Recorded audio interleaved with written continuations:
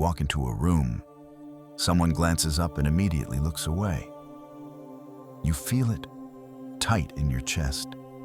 That flicker of self-doubt. They're judging me. I'm not welcome here. But what just happened? Was that the truth? Or simply your brain interpreting a moment it didn't fully understand? The Stoics believed we live in a world shaped not by events, but by our judgments of them. Not by what's said, but by how we interpret it. Not by what happens, but by how we frame it. They gave that first reaction a name: Phantasia. The initial impression, the raw, unfiltered signal that lands before we think. In modern terms, we'd call it a neural glitch, a pattern match from deep memory, your brain filling in gaps faster than your awareness can catch up. This is where Stoicism becomes deeply practical. Because Stoics didn't aim to eliminate emotions. They aimed to examine the gap between impression and reaction. That's the real power. That's where sovereignty begins. Now imagine you're in traffic. Someone cuts you off. Your pulse spikes. You're flooded with anger. But that's not reality. That's your brain's first story. The Stoics taught, catch the story before you believe it, before you act.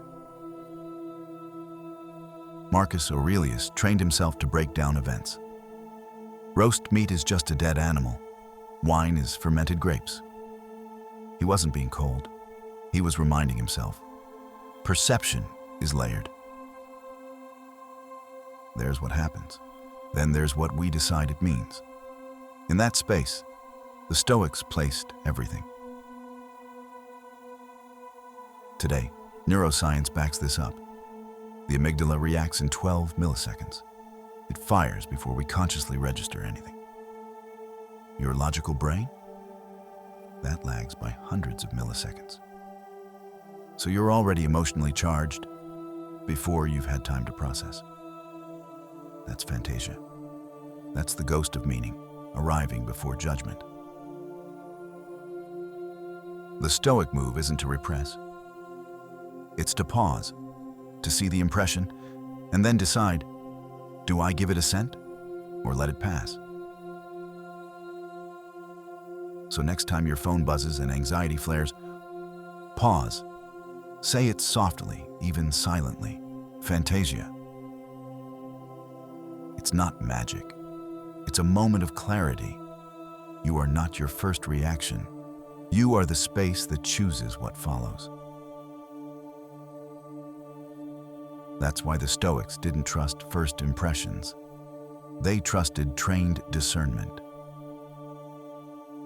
And that's something you can practice every single day. So when the world presses in, when your chest tightens, when your thoughts race ahead of truth, remember, not everything that feels real is real. Not every reaction deserves your allegiance.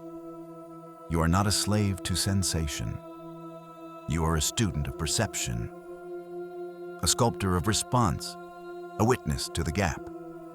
In that brief moment of pause, you reclaim your sovereignty. You don't just react, you respond. This is where power lives. This is where growth begins. Not in the noise, but in the noticing. Choose wisely. Choose clearly, and as the Stoics did, choose deliberately.